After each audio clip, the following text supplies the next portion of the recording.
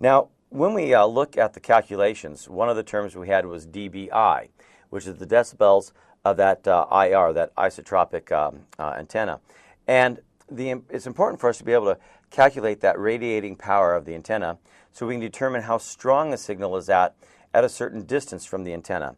So again, why is this important to us? Well, if I'm looking at this office building that you have, and maybe the office building is 100 feet by 30 feet in size, pretty good sized office building, I guess.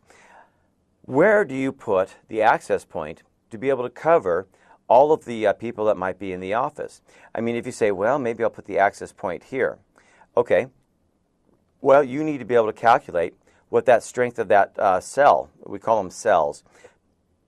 But in other words, what is the area that will cover to a point where the measurement of the strength in these decibels will be too weak for us to be able to actually use that signal. And so that's where we use this information to make that decision about where do we put these access points to get the kind of coverage that we want. And maybe I don't want to have an access point in the corner that's going to be radiating my signal out to the parking lot for everybody else to get onto.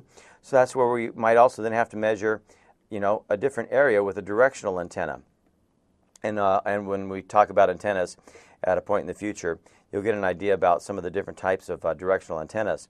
But again, that's just helping us learn what our coverage area is going to be. That's why we say the signal at a certain distance from the antenna.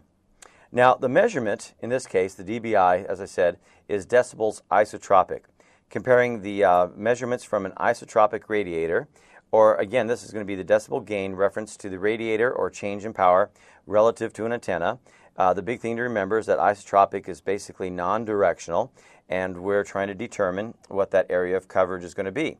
It's just a fancy way to say how far away from the antenna can I be and still have enough of a signal strength that I can receive.